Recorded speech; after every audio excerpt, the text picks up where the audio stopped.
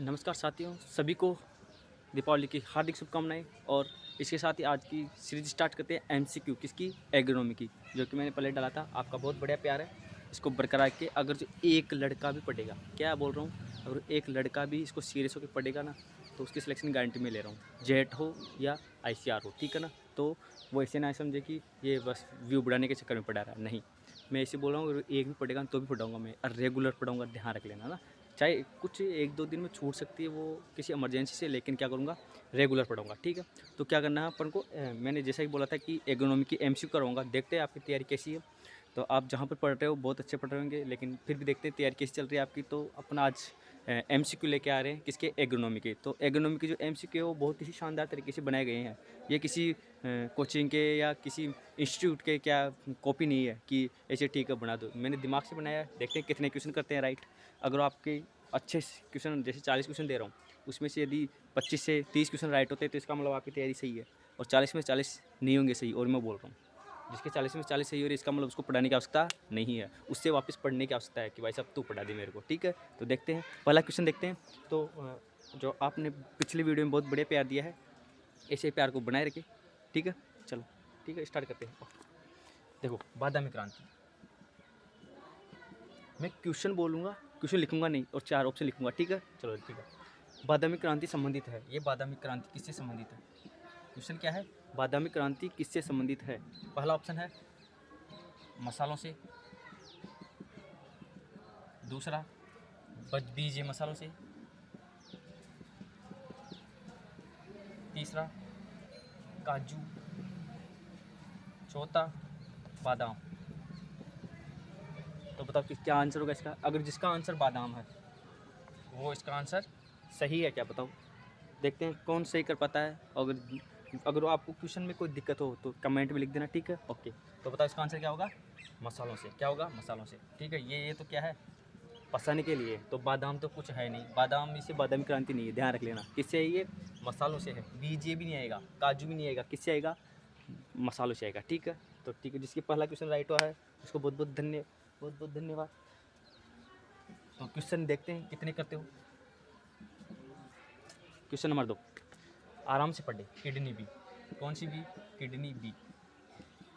Option number, मतलब kidney B किसे कहते हैं? ऑप्शन नंबर 1 अरहर, दूसरा मूंग, तीसरा राजमा, चौथा चौला। बताओ क्या आंसर होगा। ये आपकी जो भी आंसर है वो कमेंट में लिख दे, ठीक है। तो बताओ अरहर है, मूंग है, राजमा है या चौला है, बताओ क्या है। तो इसका आंसर क्या होगा, राजमा। क्या होगा, राजमा, ठीक है। किडनी को बोलते हैं, अरहर को क्या बोलते हैं बताओ, बायोलॉजिकल फ्लो बोलते हैं। क्या बोलते हैं, बायोलॉजिकल फ्लो। मूंग को क्या बोलते हैं, गोल्डन ग्राम, गोल्डन ग्राम, ठीक है। अच्छा, राजमा को क्या बोलते हैं, किडनी बी। और क्या बोलते हैं बताओ, फ्रेंच बी, फ्रेंच बी भी इसको बोलते, क्या बोलते हैं, फ्रेंच बी। चौला क्या बोलते हैं बताओ, चौला इसको बोलते हैं लोबिया, इसको बोलते हैं वेजिटेबल मीट, ठीक है, यानी कि वेजिटेबल मीट, है ना, सब्जियों वाला मांस। इसको मांस क्यों बोलते हैं बताओ, क्योंकि इसमें है ना जो मांस होता है ना, उतनी जितना मांस होता है उसी प्रकार से इसमें भी क्या होता है, मांस होता है, यानी कि प्रोटीन की वजह से इसको माना गया है मांस। तो चौला जो है उसको क्या बोलते हैं, वेजिटेबल। अब मेरे को कमेंट करके बताओ कि वेजिटेरियन किसको बोलते हैं, वेजिटेरियन, ये क्या है, वेजिटेबल है। अब आपको कमेंट करके बताना कि वेजिटेरियन मांस किसको बोलते हैं, ठीक है। तो इसका आंसर क्या होगा, किडनी बी। बताओ क्या है इसका आंसर, राजमा। क्या होगा, राजमा। यदि आपको वीडियो अच्छा लग रहा है तो इसको क्या करो, पता है ना आपको, हाँ। तो अच्छा लग रहा हो तो इनको देख लो। मूंग, ये मूंग बहुत पूछता है, मूंग को क्या बोलते हैं, गोल्डन ग्राम, ठीक है। चलो ठीक, ग्रीन ग्राम भी बोलते हैं, मूंग को क्या बोलते हैं, ग्रीन ग्राम भी, ठीक है। चलो 2 क्वेश्चन हुए, दोनों सही होंगे। जिसके दोनों क्वेश्चन राइट है उसको बहुत बहुत धन्यवाद। अब देखते हैं घोड़ा जीरा। कौन सा जीरा, घोड़ा जीरा। घोड़ा जीरा किसको बोलते हैं, ऑप्शन नंबर, ऑप्शन नंबर 1 जीरा, अश्वगंधा, सौंफ, इसबगोल। बताओ बताओ क्या होता है, बताओ। घोड़ा जीरा इसको बोलते हैं, जीरा को बोलते हैं, अश्वगंधा को बोलते हैं, सौंफ को बोलते हैं या इसबगोल को बोलते हैं? बताओ किसको बोलते हैं? जीरा को, जीरा को बोलते हैं क्या? नहीं, घोड़ा जीरा, जीरा को नहीं बोलते, किसको बोलते हैं? इसबगोल को बोलते हैं। ठीक है, चलो बताओ जीरा क्या है?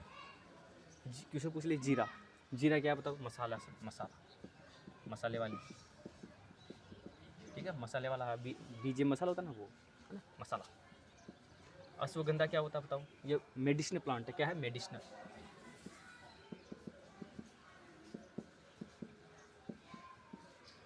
है ना।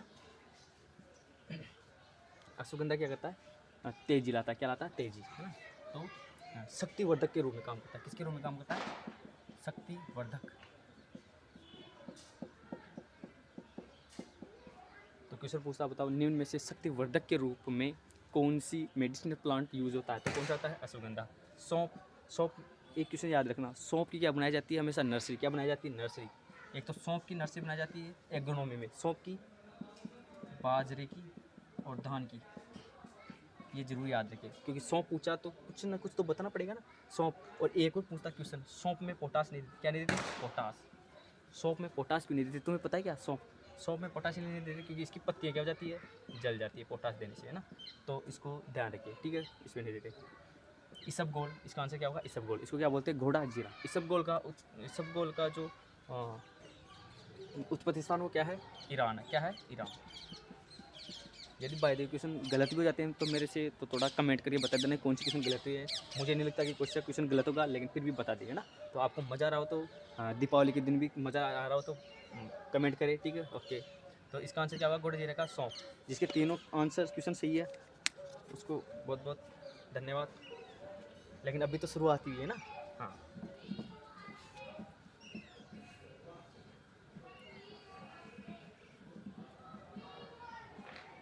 Next question. अब आएगा क्वेश्चन थोड़ा दिमाग घुमाने वाला। LDP नहीं है। ऑप्शन नंबर 1 चुकंदर, ऑप्शन नंबर 2 मटर, ऑप्शन नंबर 3 शक्करकंद, ऑप्शन नंबर 4 मसूर। बताओ LDP कौन सा नहीं है? चुकंदर है, मटर है, शक्करकंद है या मसूर है? बताओ कौन सा आंसर आएगा इसका? बताओ जल्दी बताओ। इसका आंसर क्या आएगा? LDP नहीं है। LDP नहीं है इसका मतलब, पहले क्वेश्चन को समझो। LDP नहीं है इसका मतलब क्या होगा? SDP है। इसका मतलब क्या होगा? SDP। तो LDP नहीं है इसका मतलब क्या है? SDP। तो SDP तो ऐसे याद रख लेना, शक्करकंद। क्या याद रख लेना? शक्करकंद। तो बताओ शक्करकंद है तो कौन सा क्वेश्चन होगा? शक्करकंद। जबकि मसूर जो है उसको कब ग्रो करता है? रबी में करता है ना। मटर को भी कब करता है? रबी में। चुकरकंद को कब करता है? चुकंदर को कब करता है? रबी में करता है, ठीक है। चलो बताओ चुकंदर की फैमिली क्या है? चिनोपोडियेसी। चिनोपोडियेसी है ना, हाँ। शक्करकंद की बताओ? कॉर्नवोलियेसी। क्या नाम है? कॉर्नवोलियेसी। मटर, तुम्हें पता है मटर जो होता है, यानी कि जो उद्यान वाला मटर होता है उसमें सबसे ज़्यादा क्या होती है? प्रोटीन होती है। कितनी होती है? 7.9। जबकि इधर जो एग्रोनॉमी वाला मटर होता है उसमें कितनी होती है? 22.5। तो थोड़ा ध्यान रखिए। मटर तो तुम्हें पता ही है, मेंडल ने भी इसका प्रयोग किया है। मटर और बताओ मटर। तो मटर ऐसे बताने में तो बहुत सारी चीज़ें बता सकता हूँ, लेकिन इससे रिलेटेड बताओ। तो मटर कौन सा है? LDP है। शकरकंद सोडे, ध्यान रखना। शकरकंद को तुम सर्दी में नहीं खाते क्या? शकरकंद को चूल्हे में डाल के खाते हो? हाँ खाते हो ना, हाँ।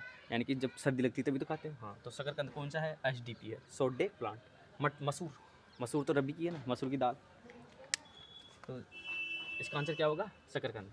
तो जिसका भी आंसर चुकंदर है वो गलत है, ठीक है। मुझे लगता है कि इसमें चुकंदर जरूर किया होगा किसी ने। तो अगर आपने गलत किया है तो भी कमेंट करें, सही किया तो भी कमेंट करें। कम से कम मुझे पता तो चलेगा ना कि कौन सा क्वेश्चन सही आ रहा है, कौन सा क्वेश्चन गलत हो रहा है आपके। हाँ, और यदि आपको लगे कि मेरे पढ़ने के तरीके में थोड़ा इम्प्रूवमेंट करना चाहिए तो वो भी बता देना मेरे को, ठीक है, ताकि मैं सुधार कर लूँ, ठीक है। चलो आगे देखते हैं। स्व अनिश्चितता पाई जाती है, स्व निश्चयता पाई जाती है। ऑप्शन नंबर 1 मक्का, जवार, बाजरा, सरसों। बताओ क्या आंसर होगा इसका? बताओ आंसर क्या होगा, जल्दी बताओ। मक्का, ज्वार, बाजरा, सरसों। स्वनिश्चितता पाई जाती है, सेल्फ स्टेबिलिटी, है ना। बताओ क्या होगा? सेल्फ इनकम्पेटिबिलिटी ना, हाँ। सेल्फ इनकम्पेटिबिलिटी किस में पाई जाती है? मक्का में, ज्वार में, बाजरा में, सरसों में। बताओ। सरसों में पाई जाती है, किस में पाएगी? सरसों में। अब कैसे पाएगी? देखो, सरसों जो होता है, सरसों में क्या होता है, जो मेल होते हैं, सॉरी, सरसों में क्या होता है, उसके जो मेल होते हैं ना, वो खुद की मादा को परागित नहीं कर पाते हैं और दूसरी की मादा को क्या करते हैं? परागित। तो इसमें पाई जाती है, यानी स्वयं को निषेचित नहीं करके, यानी कि स्वयं की मादा को निषेचित नहीं करके किसको करते हैं? दूसरी मादा को निषेचित करते हैं, यानी कि दूसरे पुष्प पर जाते हैं। तो इसमें तुम्हें पता है कि कौन सा परागण पाया जाएगा? पर परागण। तो थोड़ा ध्यान रखिए। सरसों हो गया। अब मक्का है, मक्का में आपको पता है कौन सी कंडीशन पाई जाती है? प्रोटो गायनी या एंट्री? एंट्री, प्रोटो एंट्री। ज्वार में कौन सी पाई जाएगी? बताओ। Protogyny. और बाजरे में कौन सी पाई जाएगी? Protogyny. तो बताओ, इसमें से स्वपरागण किस में होगा?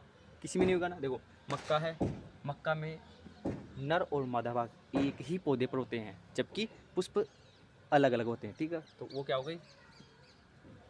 मोनोसिस या डायोसिस? मोनोसिस। डायोसिस क्या होता है? दोनों नर भाग और मादा भाग दोनों पौधे ही क्या हो? अलग अलग हो।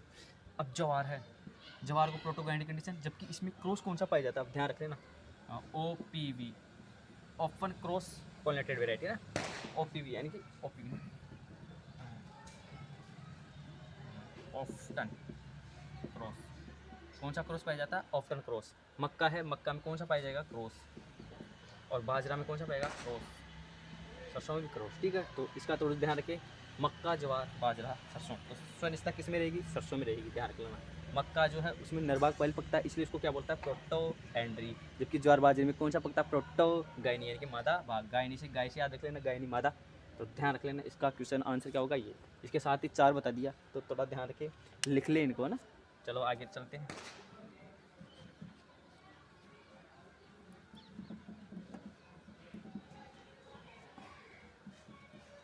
नेक्स्ट, मोनोक्रॉपिंग का उदाहरण है। मोनोक्रॉपिंग का उदाहरण है।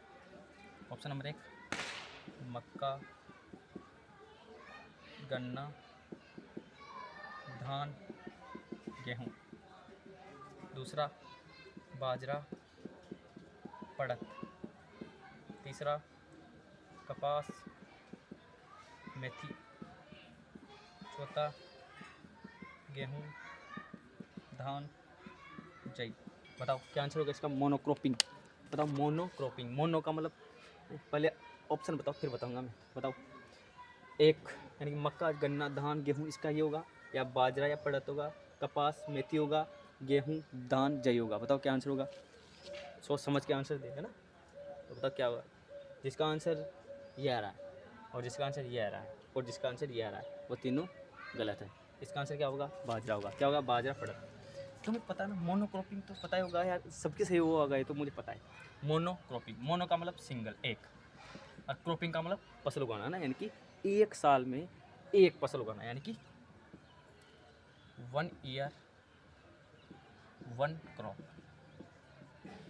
1 ईयर 1 क्रॉप, उसको क्या बोलते हैं? मोनोक्रॉपिंग। अब बताओ, अब एक साल में एक ही फसल बोने को क्या बोलते हैं? मोनोक्रॉपिंग। एक होता है मोनोकल्चर, एक ही फसल को ईयर बाय ईयर बोना, यानी कि year by year growing the crop is called monoculture. जबकि मोनोक्रॉपिंग क्या होता है? 1 ईयर 1 क्रॉप। ठीक है, तो बताओ, अब एक साल में एक फसल होगी, इसका मतलब देखो, पड़त को कोई फसल नहीं होता ना, तो इसको क्या बोलेंगे? पड़त कोई फसल नहीं है, बाजरा है, तो बाजरा इसका आंसर होगा। मक्का, जो जबकि ये तो क्या है? बताओ, ये क्या है? ये तो पूरे साल में 4 फसल ग्रो कर रही है, इधर 2 है, इधर 3 है, तो मोनोक्रॉपिंग नहीं हुआ ना। हाँ, तो ध्यान रखें, मोनोक्रॉपिंग क्या होगा? एक साल में एक ही फसल हो। और मोनोक्रॉपिंग की प्रतिशत कितना होता है? बताओ। मोनोक्रॉपिंग का 100% होता है। अधिकतम एक साल में कितना प्रतिशत हो सकता है? बताओ। हाँ, मतलब कि क्रॉपिंग इंटेंसिटी, है ना, तो कितना हो सकता है? 400%, है ना। उसमें रिले क्रॉपिंग में होता है ना, रिले क्रॉपिंग में कितनी फसलें ग्रो करते हैं? तो एक साल में 4 करते हैं, एक साल में 4 करते हैं तो 400% हो गया। एक साल में 1 करेंगे तो 100%, 2 करेंगे तो 200, है ना। तो ऐसे तो ध्यान रखें, जिसका भी आंसर द्वारा वो सही है। ठीक है,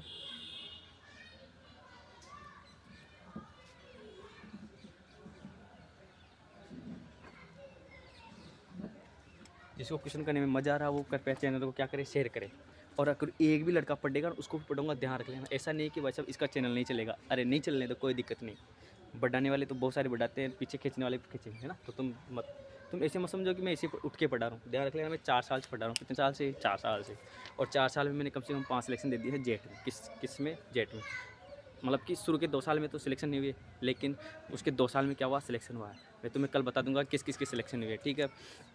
जो जानता है उनको तो पता है कि वास्तविकता क्या है ना? हाँ, तो थोड़ा ध्यान रखिए, सिलेक्शन पढ़ाने से होगा ना। तो ध्यान रखिए, तुम ऐसे सोचो कि 1-2 महीने की इधर बाहर चले जाएंगे सिलेक्शन हो जाएगा, अब नहीं होगा, ये जरूर ध्यान रखना। पहले होता था ऐसा सिलेक्शन, अब नहीं होगा, क्योंकि अब कंपटीशन क्या हो गया है? बढ़ गया है। तो तुम्हें क्या ध्यान रखना है कि अपन को कंटिन्यू तैयारी रखनी है, ठीक है ना? क्या करना है? कंटिन्यू तैयारी रखनी है। तो उसके लिए क्या करना पड़ेगा? जल्दी से पढ़ना पड़ेगा, जल्दी से जुड़ना पड़ेगा। यदि आपको जेट में और आईसीआर में बढ़िया कॉलेज चाहिए, यानी कि जिसमें ऐसी कॉलेज भी नहीं होनी चाहिए जिसमें मास्टर ही नहीं है ना? तो वैसे में तो हो जाएगा सिलेक्शन, लेकिन अब बता 4 साल तक तो पढ़ेगा, तो मास्टर नहीं है उसमें क्या करेगा जाके? मज़े लेगा ना, और क्या करेगा? तो थोड़ा ध्यान रखे, एग्रीकल्चर ये अच्छों का तेल निकाल देती है, हमें पता है अब क्या हो रहा है हमारे साथ, है ना? तो तुम्हें ध्यान रखे, मैं वैसे प्राइवेट कॉलेज से पढ़ा हुआ हूँ ना, तो इसका मतलब ये नहीं कि मैं तुम्हें जेट में नहीं दे सकता। मेरा मकसद ये है कि मैंने प्राइवेट से कर ली है, लेकिन जो भी लड़के मेरे पास पढ़ते हैं, मैं ये चाहता हूँ कि उनके पैसे बर्बाद नहीं हो, उनको प्राइवेट में जाने से रोकूँ मैं कैसे भी करके, है ना? तो उनको क्या करना है, सरकारी में सिलेक्शन दिलवा के ही चयन आता है मेरे को ना। तो जो भी मेरे पास आया पढ़ने, यानी कि पिछले साल मेरे पास 3 लड़के आए थे। कितने आए थे? 3। उनमें से किसका हुआ? एक का ही हुआ सिर्फ। किसका हुआ? सिर्फ एक का। और उससे पहले 2 आए थे, उसमें से दोनों का हो गया, दोनों का सिलेक्शन हो गया। पहले आए थे 2021-22 में आए थे कितने? 2, उसमें से दोनों का हो गया। 22-23 में आए थे 3, उनमें से एक लड़की थी लेकिन उसका नहीं हुआ, एक लड़का था उसका भी नहीं हुआ, और एक लड़का था उसका हो गया, है ना? तो थोड़ा ध्यान रखिए, सिलेक्शन 1-2 महीने से नहीं होता है ना, पूरे 1-2 साल की मेहनत से होता है। तो आप समझ गए होंगे, ठीक है? चलो क्वेश्चन देखते हैं नया। मक्का में उड़द उदाहरण है, ध्यान रखना, मक्का में मक्का प्लस उड़द, मतलब क्वेश्चन ये बोल रहा है मक्का प्लस उड़द किसका उदाहरण है? तो बताओ किसका है? रिले क्रॉपिंग का,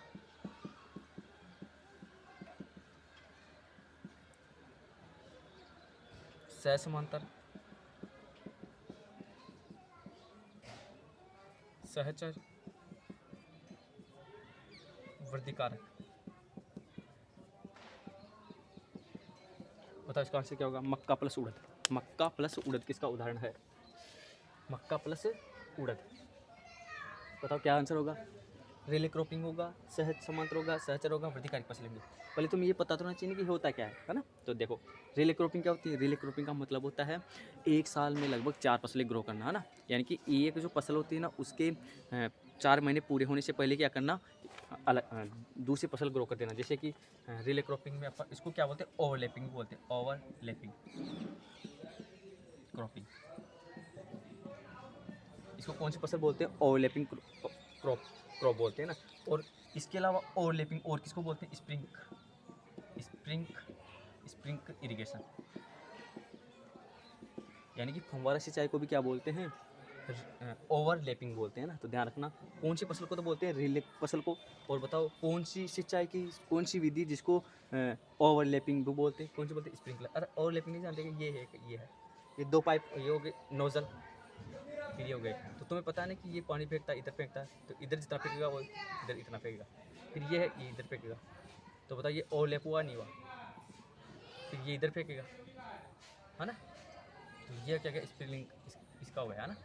तो ये क्या है? ओवरलैपिंग का। क्या है? ओवरलैपिंग, यानी कि एक दूसरे के ऊपर आना। वैसे जो फसल होती है, जैसे कि मान लो 4 फसलें, कितनी? 4। तो देखो, तुम्हें पता है एक फसल कितने महीने की होती है? 4 महीने की होती है, 3, 4। लेकिन क्या करते हैं, धान जैसे ग्रो करते हैं ना अपन, उसमें क्या करते हैं, 3 महीने में यहाँ पर, यानी कि 1 महीने पहले क्या कर देते हैं अपन, दूसरी फसल के बीज डाल देते हैं। जैसे कि कसूरी दाल, कौन सी दाल? कसारी दाल, है ना? ये दाल क्या कर देंगे अपन, उसमें डाल देंगे पहले ही।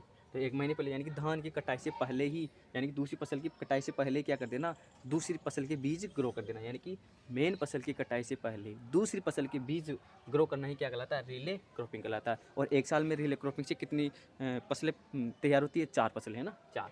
तो इसको क्या बोलते हैं? 4। तो कौन सा होगा? 400% होगा। कितना होगा? 400%, जरूर ध्यान रखिए। तो इसका आंसर बताओ क्या होगा? ये तो गया रिले क्रॉपिंग। सह समांतर क्या होगा? सह समांतर में क्या होता है? इसमें होता है प्रतिस्पर्धा, क्वेश्चन आता है कोई प्रतिस्पर्धा नहीं होती, यानी कि जीरो, यानी कि सहसमांतर जो फसल होती है ना वो प्रतिस्पर्धा के आधार पर है, यानी कि किसी भी प्रकार की क्या होगी, प्रतिस्पर्धा नहीं होगी। जैसे कि मान लो अपन क्या कर रहे हैं, गन्ना प्लस गेहूँ, ठीक है। गन्ना कितने साल की फसल है, 18 महीने की नहीं वैसे, और ये 4 की है। तो बताओ, ये तो गन्ना है, ये गेहूँ है। गेहूँ तो हमें पता है कि इसकी जो पौष्टिक तत्व लेने की जो दर है, या कितने दिन में ये ले लेता है ना, तो 35 से 40 दिन में लगभग ये क्या ले लेता है, पौष्टिक तत्व ले लेता है ना। जबकि गन्ना क्या करता है 18 महीने के, तो ये लगभग बहुत ज़्यादा दिनों बाद लेगा, यानी कि आराम से पौष्टिक तत्व लेगा। तो बताओ, दोनों का पौष्टिक तत्व लेने का टाइम अलग अलग हो गया। अब दोनों का जब पौष्टिक तत्व टाइम लेने का अलग अलग हो गया, तो इसमें कोई कंपटीशन है क्या, नहीं है ना। तो यही क्वेश्चन पूछता है कि बताओ सहसमांतर फसल क्या होती है, प्रतिस्पर्धा क्या होती है, इसमें जीरो होती है। सहचर फसल क्या होती है, ये जो होती है मक्का प्लस उड़द, ये किसका उदाहरण है, सहचर का उदाहरण है। सहचर में क्या होता है, आर्थिक उपज, आर्थिक उपज किसके आधार पर, ये आर्थिक उपज के आधार पर। जैसे कि मक्का ग्रो कर रहे हैं, मक्का प्लस उड़द, तो मक्का प्लस उड़द कर रहे हैं ना अपन, तो इसकी मान लो ये दोनों 1 हेक्टर में उगा रहे हैं, और मक्का इधर उगा रहे हैं, यानी कि इधर ये भी 1 हेक्टर में है, ये दोनों मिला के 1 हेक्टर में है। ये कितना है, 40 कुंटल प्राप्त हो गया है, जबकि ये कितना हुआ, 40। मतलब कि इस फसल से 40 क्विंटल प्राप्त हो रहा है, और इन दोनों को मिला के कितना हो रहा है, 40। तो एक से कितना हुआ, 20, इससे भी कितना हुआ, 20। तो दोनों को मिलाकर 20 हो गया, यानी कि 40। और इधर भी अकेले से कितना हो गया, 40। तो बताओ इसकी जो उपज है इन दोनों के बराबर आ गए ना, तो इसी को क्या बोलते हैं, आर्थिक उपज, यानी कि मुख्य फसल की उपज मिश्रित फसल के बराबर आना, यानी कि इंटरक्रॉपिंग के बराबर आना, उसको क्या बोलते हैं, सहचर फसल बोलते हैं। तो सहचर फसल में क्या होगा, आर्थिक उपज के आधार पर होगा, जबकि सहसमांतर क्या होगा, प्रतिस्पर्धा जीरो रहेगी। प्रतिस्पर्धा जीरो यानी कि पौष्टिक तत्व लेने का टाइम अलग अलग रहेगा ना, ध्यान रखना है। और वृद्धिकारी फसलें क्या होती है, यानी कि ऐसी फसलें जो दूसरी फसल की वृद्धि को बढ़ा दी, जैसे कि जवार नहीं, रिचका प्लस सरसों, रिचका प्लस सरसों। जो रिचका और सरसों है, ये रिचका जो है ना, ये क्या करता है, सरसों रिचका क्या होता है, इसमें कुछ सल्फोनियम अम्ल पाए जाते हैं, जो कि ये क्या करता है, सल्फर रिचका क्या होता है, ये क्या करता है, सरसों को वृद्धि देता है। क्या देता है, वृद्धि, यानी कि इसकी वृद्धि क्या करता है, बढ़ाता है ना। तो इसको क्या बोलते हैं, वृद्धिकारी फसलें। तो थोड़ा ध्यान रखिए, ठीक है। तो आपको मुझे लगता है थोड़ा बहुत समझ में आया होगा। और इसका आंसर क्या है, मक्का प्लस उड़द का सहचर फसल, है ना। तो ध्यान रखिए। तो क्वेश्चन आ रहा होगा, मज़ा आ रहा होगा, हाँ ठीक है, आगे चलते हैं।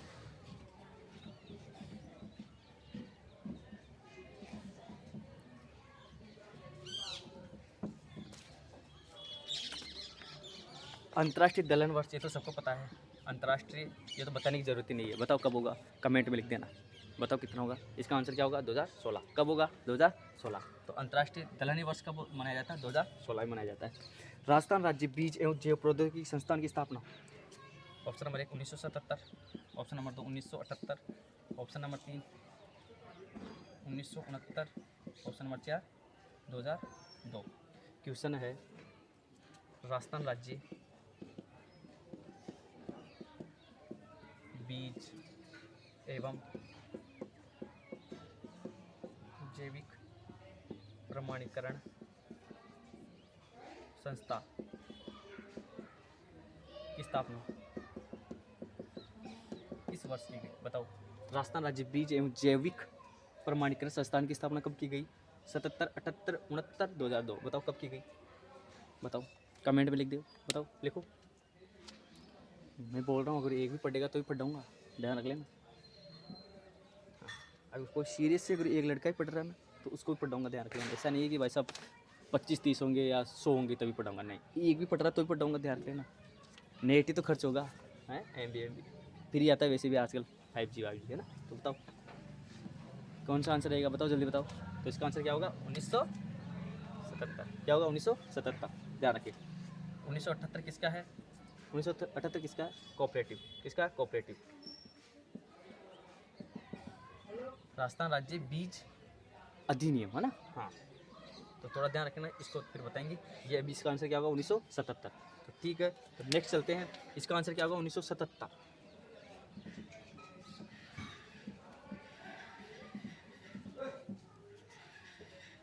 नेक्स्ट,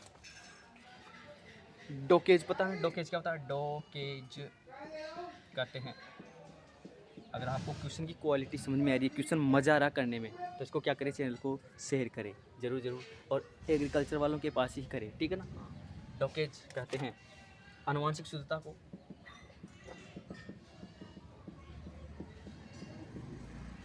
दूसरा अंकुरण प्रतिशत, तीसरा भौतिक शुद्धता, चौथा फिजिकल